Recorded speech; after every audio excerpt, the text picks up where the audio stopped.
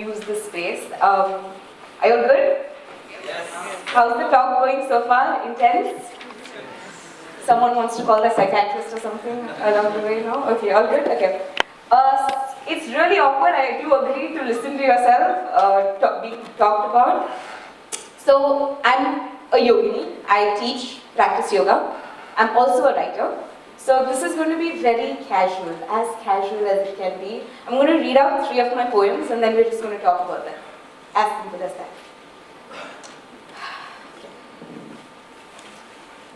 The first one, it's called Don't Listen to the Voices.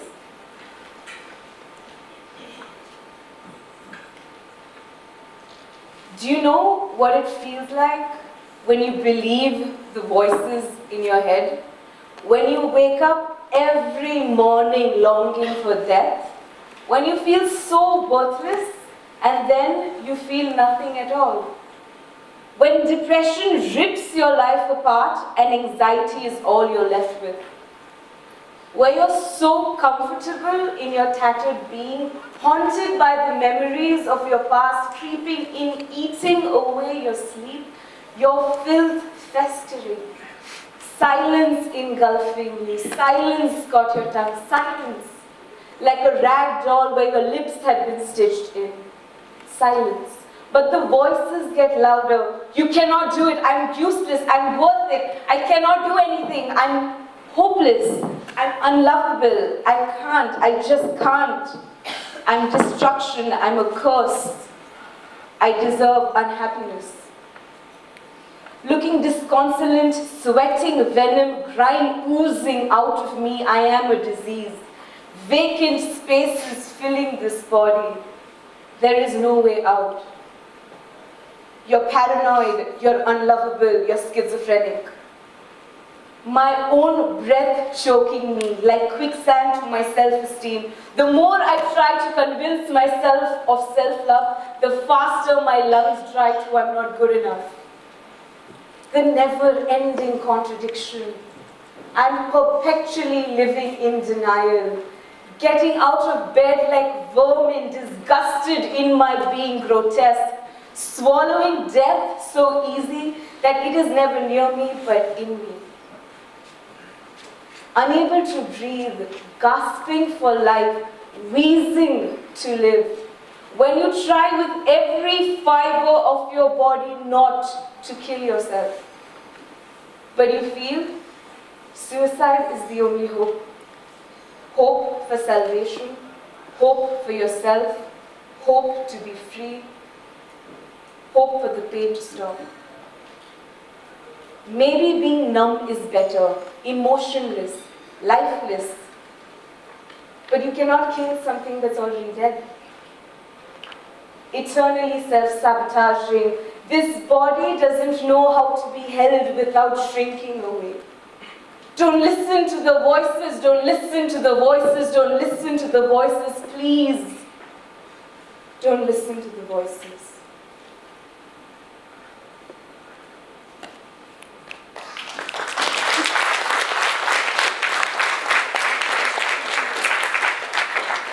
So awkward. Anyway.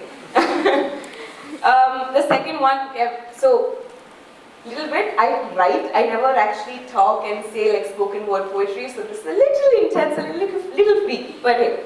The second poem is called Doorways.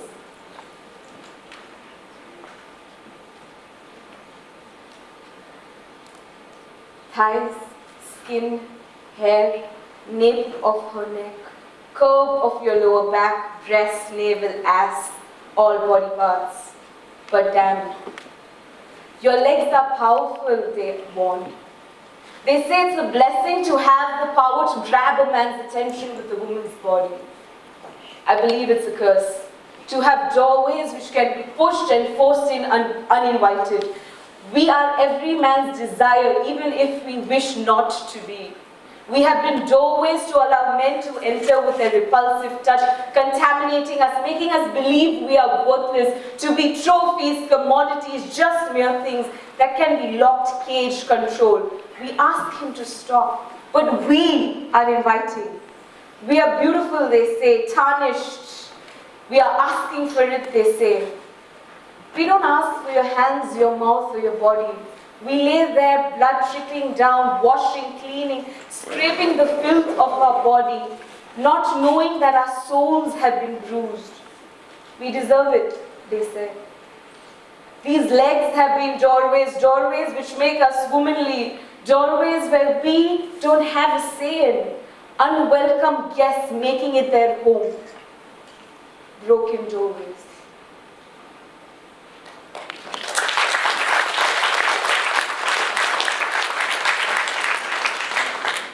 The third one, and the last one, is called To the Boy Who Wanted to Have a Fling.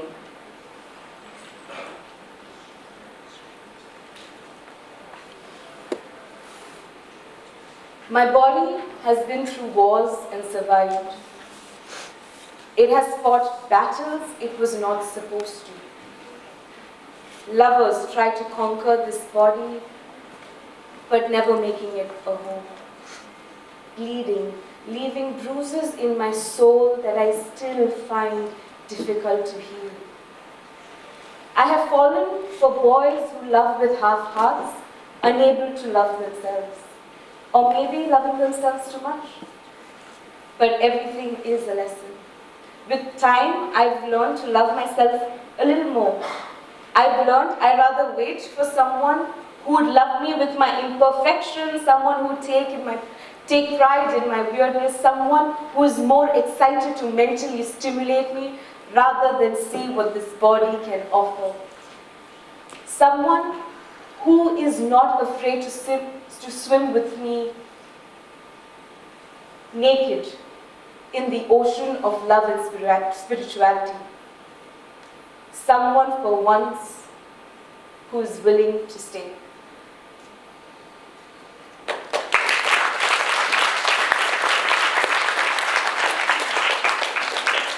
Hello there. Okay, so as growing up, I was never able to share or tell my emotions to anyone or everyone. But writing somehow was always therapeutic. It made me understand my situation from a third person. It did not make me, and I was someone who was constantly self-victimizing myself and who would always say, I'm not good enough, I'm never going to be good enough, I'm not capable, all of that, true story. So writing helped me. Writing made me, it unleashed me to be able to be okay with what I'm going through. So these 3 poems that I wrote were in the lowest lows of my life. Okay, background story. When I was 3 and a half, I saw my mother burn herself in front of me, so she committed suicide in front of me. And I had a schizophrenic father, so I could never stay with them, and I'm staying with my godparents currently. So since 3 and a half, I was someone who always had to take care of herself, and I was always someone, and it was just boom, blown onto me, and I was like, I cannot do this. World, what is this? Why? I'm 3 and a half. I want to eat mud and sand like normal children. But my insecurity started developing. So that's why the first poem, Don't Listen to the Voices. The second one was when I was 7, I was raped by my male servant, and everything went spiraling down from there.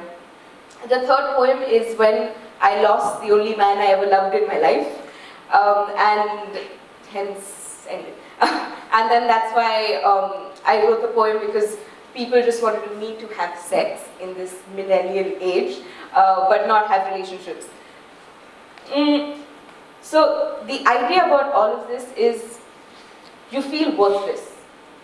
You go through depression, and I'm not talking about depression where you say, oh, he did not like my Instagram picture, so I'm depressed. No, I mean like actual, physical, where you're clinically depressed.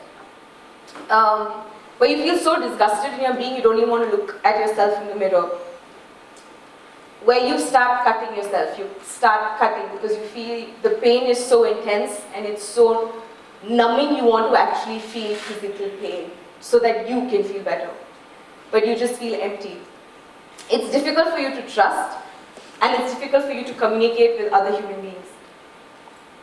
And especially if you're someone who wants to try and find love, it's so difficult because if you can't love yourself, how on earth are you ever going to allow someone to love you? It's not going to happen.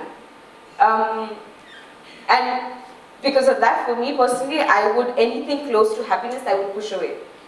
So I've experienced all of this. I sat in my bathroom crying with blood smeared on the floor, with scars that my body can cover up. I lost all hope, and after a point of time, you start to become the monster living under your bed. You start to become that monster. I was constantly emotionally, mentally, physically drained. And nothing was helping. And for me it was always, what is the purpose of life? Why? Why is this happening? Why can't anything good happen? Why? Biggest question was why.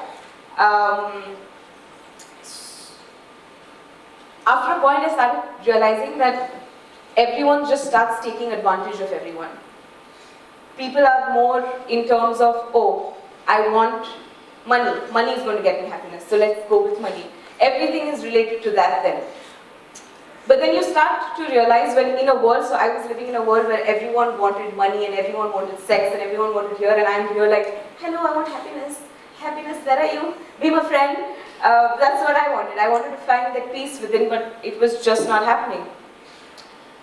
And I just, for some reason, which is my dream and goal, I wanted to change that notion of society, of the world. But then I realized that you can't.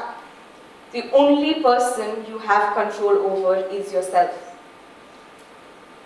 You want to change the world, it's not going to happen unless you change yourself. And you might feel like, the whole world is against you, but it's not. Because life has been here before your existence, and life will continue to be here after your existence. So life is always going to be here. It's what you choose to do in that life, in your life. So, I believe personally we are all born for a reason. It's out of 1 million sperms, one sperm was fused with one ovum and you were created. It could have been someone else, but hey, no, it's you. Out of 7.125 to be exact, billion people you are here. For what? I do not know. I do not know your story. Maybe you can tell me afterwards, but you can create your story. You can write your story. You're the author of your life, of your creation, of your baby, of your story. You can create happiness, or you can live in sadness and pain and trauma all your life. I now understand that you cannot change the past or worry about the future. That all you have is now. You are not your mistakes. You are not your problems. You are not your past.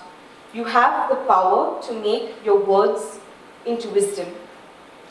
Don't ever let your past define you. You can heal, and you are not alone. Just remember this one thing. Always.